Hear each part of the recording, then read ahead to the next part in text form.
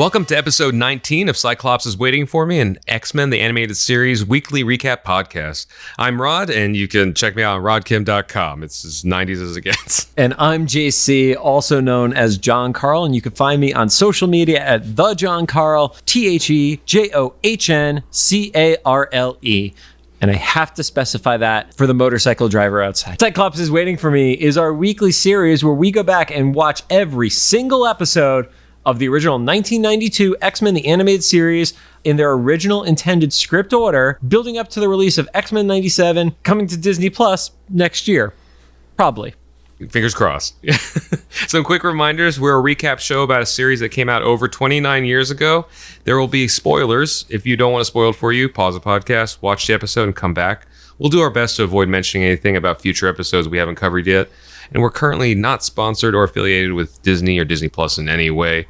About the spoilers thing, though, I know they used to be kind of a funny thing. It's like, oh, this show's almost 30 years old. Why would it be a spoiler? I'm genuinely hitting episodes now where I don't remember half these things. So these very well could be spoilers. Yeah, and we have heard through some of our listeners who've reached out to us, shout out to you guys, who have started rewatching the episodes alongside us. And because it's really hard to remember every detail of a show that you have not watched in 3 decades. So some of the moments are actually experiencing them again almost for the first time. Yeah. So, because unlike watching your favorite movie as a kid, you weren't watching every episode. You didn't have a VHS of every episode to watch. Maybe the debut episode or the premiere episode and stuff like that. So. And then they had select episodes that are available later on VHS. Exactly. But sometimes the episodes like this were not in that lineup. So don't forget to follow us on social media at Cyclops IWFM Pod on Instagram, TikTok, Twitter, and Facebook. And of course, make sure to follow us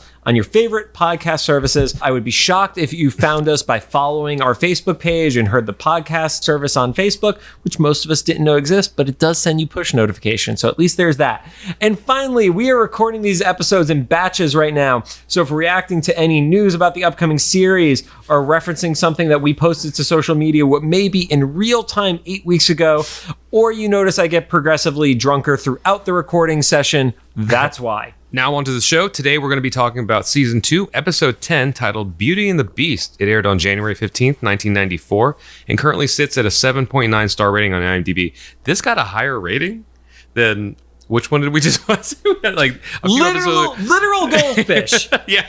There was a few episodes. Was it, I think, Gambit's episode that was a 7 or something? Yeah, so in this session, we had the Gambit episode, which came in at just a straight up 7, which I agree with. We crossed over the 8s for the Time Fugitives episode. And then we had a 7.8 in A Rogue's Tale. So it's not a dramatic difference. It's just wild that it's almost a point above that, because these seem similar on par to me, these two, but we'll get into why. Belladonna's a really shitty villain. There's one person who's offended by hearing that, and most people have already forgotten about her by now. Now onto the show. Oh, wait, so we already did that. Goldfish. Okay, so we start off super subtle. There's a building that says Eye Clinic in 8-foot tall letters, or probably bigger, I don't know. Beast is in there with Dr. Alec Bolson, which I only know the name of because of the captions. It is a multi-tier hospital dedicated to eyes. That was multiple floors. Yeah. And I think they even reference it later as a hospital. So I was like, clinic? Sure. Same thing. Dr. Alec is being kind of shady. International Animation Studio. Yeah. And Dr. Alec is being kind of shady. A couple walks in, they kind of make eyes at each other. We don't really know why. I figure out later they're not really a couple. Yeah, there's just this awkwardness that happens with Beast and Alec in the room with these two other doctors, essentially. And they check in on a blind girl. We learn her name is Carly, and we figure out that Beast and Carly are pretty close. For a second, we just assume that it's just because it's Hank is a doctor that's working very closely with Carly. And then Beast blushes through the fur on his face, so that's really impressive. And they talk about this miraculous operation that's going to give her sight that Beast and Dr. Alec have been working on. Yeah, it's going to let her actually see. And which I got the impression that she was somebody who has been blind from birth, as opposed to somebody who has had an accident or degradation of their sight. It was very much she has never actually been able to see. Yeah. And right around that time, the clinic gets attacked. And so Beast saves Carly first. And then I would argue that is the right thing. Yeah, it's to the right do. decision. You get the person who cannot see outside fast. At the moment, I was like, wow, he just saved her and then just like left out the rest of them in there. But he does go back for Dr. Alec. And he doesn't do a great job of communicating to her, like, I will be right back. I just need to get Dr. Alec. Yeah, he just leaves a blind He just kind of leaves her outside for like 5 seconds by herself, which is super awkward, but he comes back quick. Then we figure out the Friends of Humanity are attacking. It's a little bit confusing, though, because the Friends of Humanity that we see show up are just like picketing, but someone fired like a missile launcher at the building or something. Well, just for clarity, if you're listening to this and have not actually watched the episode, the building just starts shaking as if something like blew up. Mm-hmm. We don't know. Oh, that's true. If it was specifically a missile launcher. Yeah. To Rod's point. In this series, it's probably a laser. Yeah, but lasers don't blow stuff up. They don't make explosions. I don't know how things work in this universe. Noticed. Apparently, neither do the guys who threw like the Molotov cocktail that worked, or the grenade that exploded like the Molotov cocktail. So future 90s. Future 90s. Creed is leading this pack. He's still as nasty as ever. And as the protest closes in on Beast, he tells Alec and Carly to get away because they're after him and not anybody else. So those two, they get the fuck out of there, and Beast fights the rest of them off. Yeah, and the way that Beast is fighting is, I would argue, for being attacked, very composed, which is an important factor to his arc throughout this episode. Yeah, because Beast, up to this point, has been pretty much this. He's always the most like logical one. You know, I think Beast also realizes his strength to an extent, and if you just look at him and how big he is from like a literal size perspective, mm-hmm. and how gracefully he's able to jump from like overhanging bars and stuff like that, he has to be stupid strong mm-hmm. to be able to support that kind of weight. So when he's picking up these shitty but normal sized humans, mm-hmm. he can't unleash, because if he unleashes, he's going to like literally rip them in half. You know, this is not something I expected to be able to relate with, but there's one very specific story that I do kind of relate to Beast with this on. Now that you mentioned like not knowing his own strength, I'm not necessarily a traditionally strong person. It was put out there. I'm not a weightlifter or anything like that. But I can vouch. Yeah. But in high school, I was in show choir. And so you get paired up, you know, with your dancing partner and stuff. And she wasn't a heavy girl at all. It's just we were more matched on our you know, weight and everything. And so there's a lot of picking them up and, you know, throwing them in the air and stuff and catching them and stuff. I'm really confused when you just said show choir and you're talking about dancing, but keep going. Yeah, well, that's part of a show choir. We would do choreography and stuff. So I pick her up and throw her. And stuff. We do that kind of choreography. And I will take your word for it. She either got injured or sick or something. And so I got assigned another partner who was several like weight tiers down, like a very, very, very tiny girl. And I'm not one to really pay attention to my relative strength because I don't consider myself to have that. Did you yeet this tiny girl into the air rod? Into a light? On the stage? Granted, it's not that far up, but it was enough because I didn't even think about it. I was like, okay, let's throw. And I'm just doing the same thing I'm used to doing. And I've never considered like calibrating strength because I'm never the guy to do that. Because I played a couple sports, but I wasn't a jock. So all that to be said, in this one instance, I'm just taking pride that I can relate to Beast on strength for once.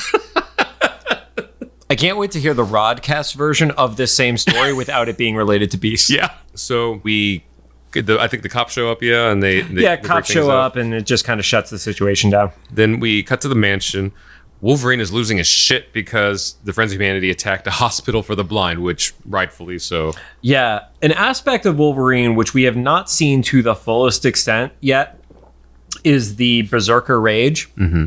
And I would say Wolverine getting as angry as he does outside of a combat situation is kind of like that first inkling of like, oh, he could really lose it. Yeah, we haven't seen him actually angry yet. No, the closest we've probably seen was in the season 1 finale where he locks himself into a room with the Sentinels by himself and is just going off and loses his shirt is probably the closest. Yeah. But we've not seen Wolverine unleashed. But he was still calculated because he like kept Gambit off to the side and stuff. So he expresses his I'm trying to put this nicely. He expresses how much he wants to like kind of take care of that situation. He wants to fucking murder them, Rod. And Jean comes in and is like, hey, maybe not. because we're the X-Men. Yeah, and she reminds him kind of like the X-Men creed, which I believe he's the one that says it of, yeah, the X-Men never seek revenge. And Jean says, well, we need to figure out how to approach this delicately, which again, Wolverine essentially says, yeah, we'll respond with it delicately. And if we don't figure out soon, I'm going to kill them. Yeah, and then Jean's like, where the fuck is Professor Xavier?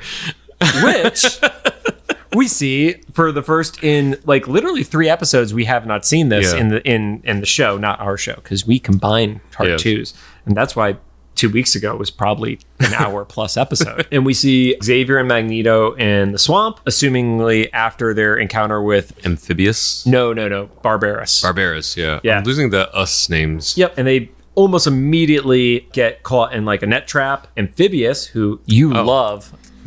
It's the most annoying voice.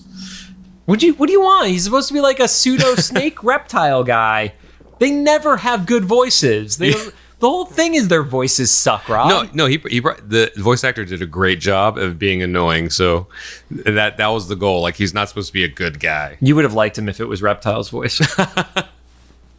And he once again reiterates they have a new ruler. That's like the one thing we keep getting hammered every time we meet a new character in the Savage Land. Right. And just in case you missed the context of it, in previous episodes, it's because Magneto played a part in the creation of these mutates and was the leader of the Savage Land for a time frame. So it's kind of like a little bit of like a keep twisting the knife on Magneto of like, you don't control us anymore, bro. Mm-hmm. And a mystery for us, because I think in real time when this originally aired, this has been a couple months that we just don't know. Right. So if we're on at this point, episode 10 of this season, that means it's been 2.5 months of them in the Savage Land. Yeah, just teasing it. And like you said, we haven't seen them in almost a month. Actually, more than that, because we did have a break during Christmas. Yeah, the holidays. Yeah, there was a holiday break between the Time Fugitives episode and the last episode. So Magneto and Xavier are on this raft with Amphibious and these other random goons. And they have their hands tied behind their back and they're restrained. And of course, you know, you have the guy who's a master of magnetism who doesn't have his power. Mm-hmm. And then you have the other guy who has mental powers who doesn't have his power. So what are they going to do? Summon bees again. So not bees, but they get lucky in that these two like dinosaur things, which I don't know if they're supposed to be like plesiosaur, like, you know, Loch Ness monster style creatures, or they're just like really violent brontosaurus. Yeah. They're kind of like amorphous dinosaurs. Or like, you know, have you seen that theory where like the Loch Ness monsters is actually just like a whale penis? So a whale penis distracts a whale penis with jaws distracts the boat, and they hop into the water, they escape to shore, they undo their restraints, and then they run away. We cut back to Wolverine. He's in street clothes. He's in an alley. It's kind of sports question, Rod. Oh no. What hat is Wolverine wearing? I did not recall at all. I noticed there was a logo, but I thought it was generic. Well, it probably felt generic because it was a letter. Okay. And it was an A. I don't remember that. So very similar to in the first season, we had somebody with a Detroit Tigers hat where it was the letter D on the hat. That would be the Oakland Athletics, and they just switched the color scheme again. I would never have guessed that. That is a baseball team. Yeah. I just want to clarify. I didn't know it was a baseball team, but also it's hilarious to me that there's a sports team called Athletics. Well, they're the Oakland A's, which is short for the Athletics. That's still hilarious. Right, but that's also like, they didn't have creative. Like, why is Tiger better than Athletics? Yeah. Okay. I mean, I hope there's another team called Sports. Don't go there. Don't go down that route. Anyway, he starts like fight clubbing and just like making a lot of noise and beating himself up. That's a really good description of it. He's like thrashing and stuff, but he's making it seem like he's getting jacked up. Not anywhere near as bad as Fight Club. Yeah. And at first, I thought he was just trying to make noise, but then you see like he's actually trying to injure himself. As much as Wolverine can injure himself. And finally, he makes enough noise to get the attention of the Friends of Humanity that come out the back of the Veterans Hall established at this location. Yeah, we realized this is the same Veterans Hall that he knew where it was because this is where he saved Jubilee previously. Mm-hmm. So it's probably that same alley where he busted out the door with like his rolling charge. Oh, yeah. And then was that the episode where he called Jubilee fat? Or no, that was the bubblegum episode. And that was Was that Gambit? Yes, you're right. was Gambit. This was the spot where he said, "You know how much bubblegum I had to sniff to find you?" Yeah, once again, sounds dirtier than it really is. Yeah. So he acts like the mutant attacked him to get inside the FOH. Obviously, like, they sympathize with him. And we cut back to Beast. He's at the eye clinic, but Alec has to confront him and says the hospital board doesn't want mutants around for the safety of the patients. Yeah, they're worried about the safety of the patients. And Beast, for the first time, not just Beast, but anybody in the series, I believe, actually says the word bigots. Yeah. At first, Beast protests and said, well, the work we're doing here is going to be more important than catering to a group of closed-minded bigots, essentially. And then he opens the door and we see Carly's dad, who is actually a bigot. Yeah, straight up bigot. And I think it's kind of anonymous, but we think we are to assume he's yelling at the board and stuff. Yeah, a board, or at least a member of the board in the hospital, that he doesn't want his daughter being treated by a mutant. So Beast goes to say goodbye to Carly. Which I did really love this aspect of it, where Beast walks in and she immediately knows it's him, and it's because she could recognize his aftershave. Does Beast shave? Probably like the cheeks and stuff. That's kind of funny. Think about it like your dog. Like, he's very, like, it's peach fuzz, but it's smooth. So like, think about little shitty dogs that if you let their facial hair grow out, then they just like are big tufts of hair everywhere. I guess I could see that. Let's go with that. And so or super clever, funny writing by the Leewalds. Yeah. And we get the impression that Beast is getting ready to come clean that he's a mutant, but Carly is like, no, just because I'm blind doesn't mean I don't know what's going on, which is pretty hilarious. I don't know if it's just like good insight from the Leewalds, whoever wrote the episode, or they did have someone like kind of comment on this. One of my really close friends in college, Kevin, if you happen to be listening, he was blind from birth, and what up, Kevin? Constantly had the same issue where people just assumed he didn't know things because he was blind. Like, I remember me and my college girlfriend, we'd be in arguments and Kevin would be in the room, and then later she would try to like not represent a situation accurately, and Kevin would be like, that wasn't how it was, and she's like, how do you know? He's like, I was there, and because I'm blind doesn't mean I'm fucking deaf. Like, it's like, I heard what you said, and I was like, oh yeah man. So I got that vibe from Carly here. She's like, yeah, so every time I hug you, I notice that you're covered in fur, and also that you're like 8 foot tall. Right. I mean, that's reasonable. So that's cool. It's fine. Then Beast kind of gives her a story about he's going to be busy during the time she's getting her surgery. Yeah, he doesn't want to tell her that he can't be there because he's scared about her safety. I just have another. He kind of gives her the impression that there's another patient or project he has to work on at the same time. Which I guess is viable, but also this is I don't think they still do this in a lot of shows and movies, but this was a trope, especially the time that I hated when someone would lie about a situation. It's like, just tell her the truth and things will be fine, or better than they were. They will be. Have you met real people, Rod? I guess not. Yeah. No, you live in Los Angeles. You haven't met any real people. Hi, Joe Russo. Yeah. And Joey Russo. Joey's not listening to this. Joey's not listening. Joe, definitely listening.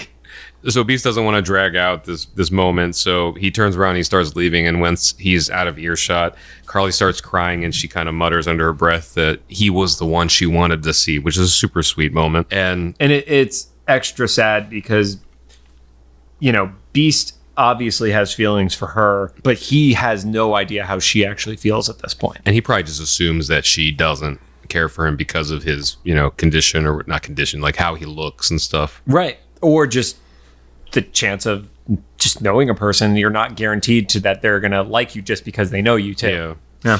So we catch up with Beast at the X Mansion. He's going through like a family photo album. Yeah, it looks like he brought his album with him, and it's pictures of him growing up over time.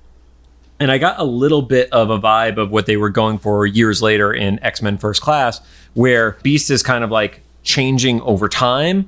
And it's like big dude, where it's not like, it's like he had a mutation, but it wasn't as obvious. And then all of a sudden, like at one point it triggered and he starts to develop the fur over time. Like he doesn't have like the big poofy, like pointy hair and stuff like that. It got there eventually. Yeah. And this kind of answers our question from an earlier episode of like, when did Beast kind of manifest? And we get that idea as like late high school, probably. Yeah. Or at least that's the the version that we vibe know. I got too. Yeah. And he proceeds to throw the photo album and it lands at like the base of the stairs.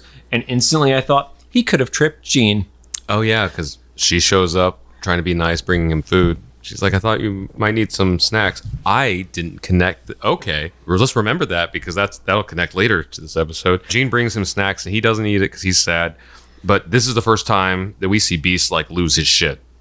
And yeah, it ends up they have a little bit of a conversation. She's checking on him, and he proceeds to break the mirror, which is an epic change for Beast. And he's obviously very emotional, and he breaks down and asks why he can't be normal. And he reveals there, if we were suspicious before, he flat out says that he's in love with Carly, or he has feelings for her. B says, the world was so much easier when I was just consumed with my work, and everything else is too dangerous. He doesn't have... When he was just obsessed with his work, he didn't have to worry about putting innocent people at risk because the only other people he was with were the ones who were also inherently at risk by also being mutants. Yeah. So he doesn't want to drag in like innocent people. Exactly. In the situation. And Jean, in her sage advice, says, why didn't you talk to her about it? Which was what I was saying earlier. No, Rod. What have I told you? And also, this is something I've learned. Even my ex-girlfriends have had better advice for me about other women I've dated than any guy in any situation. Well, they know what you fucked up in the past, too. But just they're like, listen, talk to the girl. That's actually the advice. Listen. Yeah. They're like, listen, talk to the girl. Meanwhile, my buddies are like, yo, man, like get some NFTs or some bullshit like that. I don't know, something. Buy her a ring. Yeah. Oh, yeah, get engaged. That'll fix things. Anyway. Healthy relationships. So Jean gives Beast good advice. She's like, why don't you communicate? Yeah. Which I can firmly get behind. If you don't know me, it's one of two tattoos I have on my body. Is the words communicate on my arm. Very important. And Beast takes his advice in a different direction than I thought. I thought Jean saying like talk to her meant like maybe call her and tell her the truth. Beast just literally shows up and does the thing he said he wouldn't do. He shows up at the surgery, which I guess was happening that day. Yes. Well, we knew it was happening the next day. Oh, the next day. Yep. So Beast is at the post surgery. They're getting ready to cut off Carly's bandages. Really serendipitous timing. And well, he knew what time the surgery was scheduled. Yeah. He was going to be there. And he developed the surgery, so I guess he would know how long it would take. Yeah, he should know. Okay, this is going to be about 45 minutes. She needs to keep the gauze on for another 35, and then magic eyes. Yeah, I was going to say miraculous recovery because same day. Dude, cartoon logic. Right? It's the thing that adults have the hardest time with, and that's why we're dead inside. But the moment that should break anybody that actually still has a heart is, Carly removes the bandages and Beast is the first one in front of her. And her reaction is, you're beautiful. It's a really sweet moment. And he's obviously pleased that she's not freaked out. Yeah. Dr. Alec is there and he gives the great, well, what about me? And I believe Carly's response is like, well, he obviously has a better racer. That's a great Full House moment. It's a very Full House moment. It's a very wholesome moment. Yeah. Which unfortunately gets interrupted by bigoted dad coming back in, which shit dad for not being there as the gauze is being removed, but then proceeds to freak out and scream at Beast, calling him a disgusting mistake of nature. So real chill guy. And yeah, so he's super angry. Beast. And at that point is when Dr. Alec actually steps up too, saying if it wasn't for Hank, your daughter would not be seen. He essentially gives the credit of, I couldn't have done this alone. Yeah, without his help. And then Beast leaves with a quote that you were really connecting to. Yeah, it was cool because we saw Beast return to like his logic, and he's just calmly tells Carly's dad, like, let's leave this as a day of joy. Carly can see you again. And he quietly leaves. He's in the hallway. Dr. Alec goes to try to talk to him. He's like, no, you should stay or whatever. And Beast is like, no, I should go. And he's like, but can you give this to Carly for me? He takes out like a very stereotypical cartoon gift box. and gives it to Dr. Alec. And just as soon as that happens, we hear like blasts and explosions or fights or something. Yeah, there's a commotion that pops up, and they run back into the room, and you see that the dad is knocked out, the nurse is knocked down, and there's "For Humanity" written across the wall. So it's very clear at this point the Friends of Humanity have attacked again. Very efficient. This happened very quickly for so much stuff to happen. Dude, they jumped through. I'd imagine this is where they were on the first floor, not the second floor room that they jumped out of in the earlier part of the episode. And we come back from commercial, and Beast wakes up Carly's dad by throwing a bucket of water on his face. Which is the second time this has happened in this recording session. Yeah, Carly's dad's still blaming Beast. I still don't agree with Carly's dad being bigoted, but I understand why he's upset, because he just got knocked out and then woken up by water. So we cut over to the Friends of Humanity Veterans Hall location or whatever. Let's just, out of respect to veterans, let's just refer this moving forward as the Friends of Humanity headquarters. I feel bad associating veterans with the location of these trash bags. So Friends of Humanity, like not the mansion headquarters. Yes, the public headquarters. Yeah.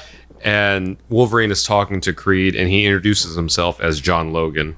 Right. And this is the first time we've heard an alias for Wolverine. It's just kind of interesting that they would choose to use a part of his real name. Wolverine, not the same as Batman when he disguises himself.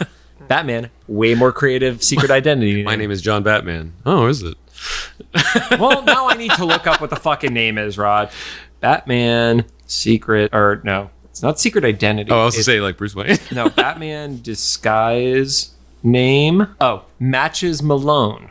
I was not aware of that. That is something that he created when he needed to like pose as a common criminal. Oh, okay. So what's ironic is established at this time within the comics, within Madripoor, which everybody now knows about because one, Falcon and Winter Soldier, two, because they said it once in Moon Knight and everybody automatically thinks that means Moon Knight is tied to Falcon and Winter Soldier. It's like, it's a fucking world. That's like me saying Chicago. Yeah. But anyway, Wolverine does have an alternate persona, and that persona's name is Patch. So if you ever see images of Wolverine, and usually it's a white tuxedo jacket and then a single eye patch over one eye, that is his alternate persona. Was there an action figure of that? I believe so. Back in the day? That just triggered a memory I didn't remember I had. That's what I'm good at. I'm good at triggering. I am great at triggering people. And not memories, just people. And Creed and John Logan just basically talk shit about mutants for a while. You know, Wolverine's trying to gain Creed's trust. Right. And Wolverine is basically trying to get Creed to confirm just the level of how much of a piece of shit he is. He gets him to say, like, what are we going to do? You know, exterminate them like the rats they are. And the closest thing that Creed will give him as a response is like, well, I wouldn't ever say it in public. And I did very exaggerated hand motions as I said that. Pretty sure the Creed in the show did the same thing though, because of the animation. Without winking at the camera, he winked at the camera. Yeah. And then we have this like really cool Wolverine using his head moment where he goes, Creed, I knew somebody named Creed like 20 years ago in the coal mines of Kentucky. And Creed kind of, his armor shows like a little bit of a kink in it for a second. And he goes, no, I was in Canada 20 years ago. Yeah. And confirmed. Yeah. And then Wolverine does the aside that only works in TV or stage and such, where he goes, yeah, so was I. Yeah, it's like, well, he could clearly still hear you. Yeah, you are definitely within earshot of this man, that you were the only one in the room with him. So he definitely could hear you. Again, we give concessions for creative content. Cartoon logic, yeah. I mean, that's like playwright logic. That's not even specific to cartoons. And so Beast radios into the war room and finds out from the car. Yeah. Which you called it like a walkie-talkie. It looked like a walkie-talkie because around the time when this came out, so this was early 94. This was this was written in 93. I don't remember having a car phone in a vehicle that like a family member or even a friend of the family at that point. I think that was just like high-end business, right? That would have like a car phone, satellite phone or something. Well, I would remember at one point in the 90s, when you had a car phone installed in your car, it was literally installed in your car. Like they literally were like drilling into your center console to install this thing. It was more invasive than putting a new stereo in. It actually was, because you had to like literally make holes in your car. I only ever saw it on TV. I wasn't rolling like that. But yeah, so Beast communicates with Jubilee to find out. Cyclops, and Jean to find out the location of where she ran into the Friends of Humanity. He lets them know that that's where Carly has been taken. And as they're about to leave the war room, Wolverine, with impeccable timing, who's calling from another walkie-talkie within a closet. Yeah. Yeah, he's literally like behind Whispering. jackets and stuff like that. And he says that he's there and that he needs them to bring a portable Cerebro projector with an old buddy's file disk. Dun, dun, dun. And meanwhile, Creed is interrogating Carly, because this is how evil this dude is. He's interrogating a girl, to his knowledge, probably still thinks is blind. Or at the very least was literally in the hospital a couple hours ago. Yeah, just because her doctor was a mutant. Yeah. And also even the best case scenario is that he knows that she had just recently gone through surgery and kidnapped her and is interrogating her. God, they're trash bags. Right. He goes as far as saying that anybody who's associated with the mutants must be exterminated. Then in another part of the building, Beast is sneaking in and he's fighting just random Friends of Humanity goons and working his way through the building. He is definitely fighting in a very different manner than how we've seen him fight. Like, not to say that he's going full feral, like he isn't going like Wolverine level, but he is not holding back the way we've seen him in other fights. Like, to talk about knowing what his strength is, he's kind of letting loose a little bit. He's not pulling his punches like he did earlier in the episode. Exactly. And Wolverine is still wandering around, and he finds the room that Creed and Carly are in, but is being guarded by two random Friends of Humanity goons. Luckily, all the ruckus that Beast is causing, he gets the goons to run away. So Wolverine literally cuts the door with his claw to come in, and he walks in and he gives the quote, "Oh, well, looks like my new friends are meeting my old friends." And this really is really indicative of this episode, is like a lot of worlds kind of clashing. Yeah, in one place. It's revealed to Creed that, you know, his buddy John Logan is not a bigoted trash bag like he is, and you get this like really great dig that Creed wants to like no sell, which is Wolverine saying, "What? Daddy's boy doesn't like claws," and of course, Creed is denying this. And there's also a mention to a familiar look, Wolverine referring to himself, again, trying to trigger Creed. Yeah, because again, Wolverine's a little bit out of character. He's like just really strategizing and stuff. He's strategizing, and he's actually playing mental manipulation. Yeah. It's not even just like, how can I be subtle and sneak in? Like, he's damaging Creed in a way that his claws could not damage him. Yeah, because it's the long suffer. Yeah, you know?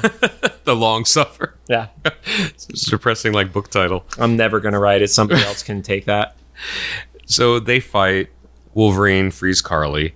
Right around that time, Beast shows up, but he passes out. He's like the Daredevil at the end of that long hallway fight in the Netflix series or the Disney Plus series. Yeah, that sounds weird to say. Disney Plus. No, it's fine. Daredevil series. It's still technically the Netflix series. Yeah. But yeah, he basically makes it to the door and passes out because he has knocked everybody out who's made it his way. Yeah. And so Wolverine, knows that they need to hurry up. So Carly can walk, so she's fine. Wolverine picks up Beast, which is super impressive because I know Wolverine's strong, but Beast is always literally double. He's double his size, absolutely. And then Wolverine decides to say Beast needs to cut down on snacks. It's like we're just shaming each other. But I thought it was really cool to say that early in the episode, Beast did deny the snacks. That's what you were referencing earlier? Okay, fair. I didn't put that together until we were just talking I through. didn't put it together ever. Because Jean was like, you need some snacks. And he was like, nah. And then later on, Wolverine's like, you need to cut down on the snacks. But Beast is not conscious to tell him, like, I did deny the snacks earlier. I don't know why that's important. It's a random thing to come full circle in a single episode. So they're walking out, and there's like a little bit of like a somber version of the music staying. I mean, Rod, you're the music guy, so I'm sure you picked up on that. And they get surrounded. And Wolverine basically says, bring it on, Joy Boys. Specifically use the phrase Joy Boys. And if I'm going to go down, I'm going to take a bunch of you with me. Yeah. So weirdly enough, we both have context of Joy Boys because I heard that and I instantly thought it was going to be something like 90s offensive that you can't say anymore. Joy Boys was an improv radio show out of Washington, D.C. from like the 50s or 60s. So you just call them like comedians or something? I think that was what I got out of it. Yeah. Yeah, like in the context, because it was like, oh, that's a weird choice of words, but it's like, you guys are a bunch of jokers. Yeah. So my thing is, where I went to college, the freshman dorm for guys was called Joy Hall, and I think it's because whoever sponsored that building, Names decades it whatever ago you was want. named Joy. Yeah. I think his last name is Joy. And so all of us who lived in that building were called the Joy Boys. And now it doesn't sound as right, but at the time it was kind of funny because, like freshman guys in college for the first time, like whatever trouble you get into is like, oh, those are the Joy Boys, stuff. I'm sure people who didn't live in that dorm had much more negative stories about us, but we had fun. So at that point, you get the arrival of Cyclops. Blows a hole in the wall like normal. Yeah, it just never checks to see who's on the other side of the wall. But he arrives, and alongside him, you get Jubilee and Jean. They set up the projector. I like before Jubilee turned the projector on, she was like, whoa, Wolverine's using his head and Beast is berserking. Yeah. Which same Jubilee. You're still our eyes. And the projector starts to give kind of like the 1994 version of Wikipedia about Sabertooth. I didn't think about that. Is that a fair breakdown? Yeah. Yeah, it's like top level overview of Sabertooth and proceeds to say real name Graydon Creed Sr. I didn't remember the senior part, so it's like, oh, okay, so the Creed we know's full name, I guess, is also Graydon Creed, so that makes it like more they specifically dropped senior in there, which proceeds to make Creed freak out because he's like, the most anti-mutant, but he literally shares blood with the mutant. Yeah, so he's like totally freaking out. You start to see body language out of the Friends of Humanity who are around him. And again, I think we talk about this so much about the show, but that's where the sophistication happened. Mm-hmm. How many shows can you remember from that era where somebody would have said something and it wouldn't have only been communicated in body language with their distrust of Creed? Yeah. Like they would have hit you over the head of how obvious, where 6 or 7 of those Friends of Humanity would have said why they don't trust him anymore. Yeah. You would have heard, oh, he's probably a mutant too. But the show refused to talk down to us at that point. Yeah. And that's why, I've looked back at certain cartoons that I have really fond memories of, and then I watch them and I can only watch for like 5 minutes because they don't age for somebody who's grown up. You know who that was for me? It was Captain Planet. I believe that. I remembered it a lot better than it actually is. If you go back and rewatch it, they're kind of hard to watch now. I got access to some episodes of King Arthur and Knights of the Round. Oh my God, yeah. And wow, it is atrociously bad. I guess I can picture that because it's a football team that gets transported back in time. Dude, I didn't get to the point where the football team got brought back in time. I like the toys. I'll admit that. I mean, the toys were cool, but like the makeshift He-Man world that they were living in did not age well. I can imagine. Yeah, but this obviously does. So Creed is just having a breakdown while everybody else gets away because the building is kind of crumbling now because Cyclops blew a hole through it. And they kind of... we joke about they don't lock up people for stuff. They kind of don't need to here because it's going to do more damage to let the Friends of Humanity lose faith in their leader rather than what are they going to lock them up for? How are they going to prove that these were the guys who kidnapped Carly and such? Yeah, it was the death of the theology more. It's very like American History X kind of, thing where like if instead of trying to kill the figurehead, you could try and kill the ideal and then prove that the ideal is false and and if the ideal is ruined by its association to the figurehead, then who's anybody going to follow at that point? Yeah. And then we cut to Beast walking Carly home or somewhere on the sidewalk. Just getting away from the Friends of Humanity appropriately. And he has to break to her that they can't be together for her safety. And she's obviously really sad about that. But yeah, there's too much fear and people despise his kind. And he kind of gives the someday, but not today. And he literally wipes away her tears. And about that time, Carly's dad drives up and gets out. I was actually waiting for another yelling match. Right. But I don't even say to his credit, because at this point, if you haven't gotten it, then who are you? Yeah. He thanks Beast for, everything. Yeah, and they have the moment to end the episode, which kind of like makes you choke up a little bit, where it's like, what can I do? And Beast kind of says, this is it. This is the beginning. This is the beginning, yeah. This is a good start. Which fares like, treat me like a person. Yeah, and that final line, the Leewalds talk about, where it's a small thing, but it's a real thing, as opposed to something that is just performative. Treat humans like humans, people. Yeah, exactly. And again, a 3D printer knows that they're fucking humans. So and that doesn't just apply to the cartoon show. If you're in your real life, just treat people like people. Mm-hmm. So, some fun facts. Let's talk about the title of the episode first, Rod. I don't get it at all. So, Rod, when you hear Beauty and the Beast, what do you think? And I will add to the context of the loaded question, Beauty and the Beast from Disney came out in 1991. Oh, okay. So it was already kind of in the public lexicon and everything. I was going to say, when I hear Beauty and the Beast, I automatically think of Angela Lansbury as a teapot. I mean, that's fair. And also a meme that our mutual friend Brock Baker made that went viral, where he's like, I was wondering where this clock was getting ready to like, fuck somebody up with a baseball bat, like hiding behind the thing. It's really great. I've seen so many websites rip his tweet. That seems right. Shockingly, has nothing to do with the Disney version or even the classic story of Beauty and the Beast. It is actually in reference to Charlie Chaplin's 1931 City Lights.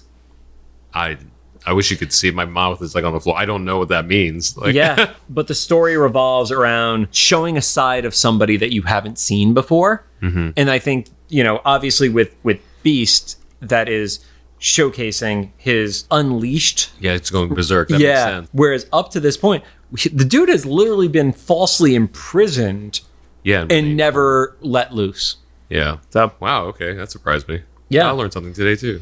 And one of the reasons why this story works so well for Beast is, we've talked about this, especially in reference to the Morlocks, where you have the mutants who could pass in everyday life.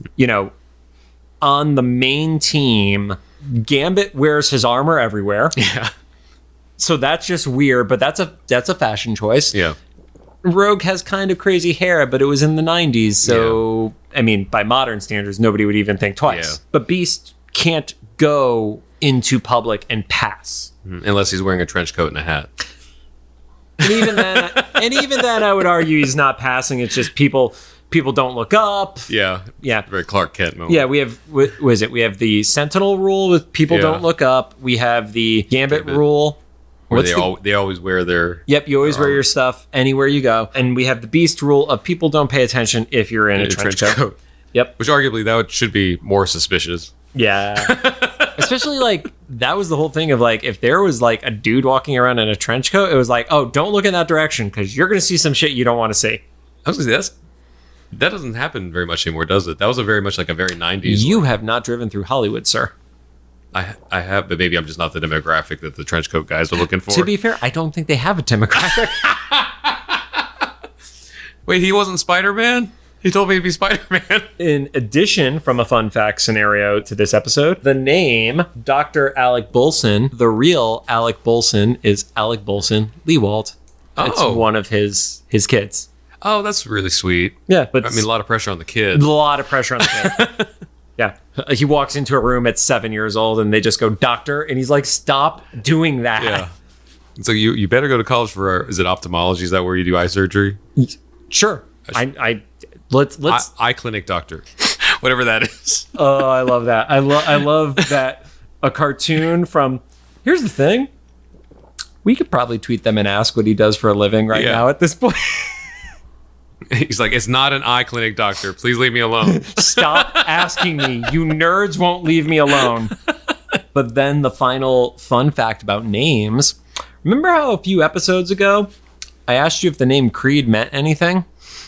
Oh, yeah. Yeah. So in the show, they switched Sabertooth's name to be Graydon Creed Sr. In the comics, his name is Victor Creed. Okay. And the reason for that was so there was no ambiguity to the fact that it was a father-son relationship. Oh, so they want to make them both the same, the senior and junior. So that way it couldn't even be like, oh, it's not my dad. It's a different person. Another Creed, yeah. But you have a name as distinctive as Graydon Creed. There aren't that many Graydon Creeds. There's like a handful of John Carls that spell their name the same way I do around the country. One is my dad. Oh, you're a junior? I'm a junior. I didn't know that. I'm learning about you today. Yeah. So, Rod, any final thoughts from you about this episode as we wrap up this recording session? No, I'm probably going to get tacos after this and then sleep. But other than that, this is a pretty straightforward episode, really sweet. And I'm glad we got to see Beast kind of, I feel like all of us, we have people in our lives where like, you're too calm for the shit you go through. Nobody has ever said that to me. But like, I'm not saying I have, but like by people that I know that are like that. And so it's nice to see Beast, after spending 1.5 seasons, just being chill. He's like, okay, yeah, it's okay to, to express how you feel, So it was nice seeing that. Agreed. So, thank you guys for joining us. And if you have any thoughts, feedback, comments, please make sure to drop them into either the comments for the YouTube upload of this, the official Instagram post, the subsequent reel that Rob will make sure is awkward as hell. And if you liked what you heard, we'd appreciate a rating on the podcast app of your choosing. You can find us on Apple Podcasts, Anchor, Spotify, Google Podcasts, and CastBox. And like Rod said, treat humans well. Don't be shitty to each other, because otherwise we're going to blow up your shitty headquarters. We're not going to blow up anybody's headquarters. For legal reasons. Yeah, we are not actually blowing up headquarters. But Cyclops might. Cyclops totally will.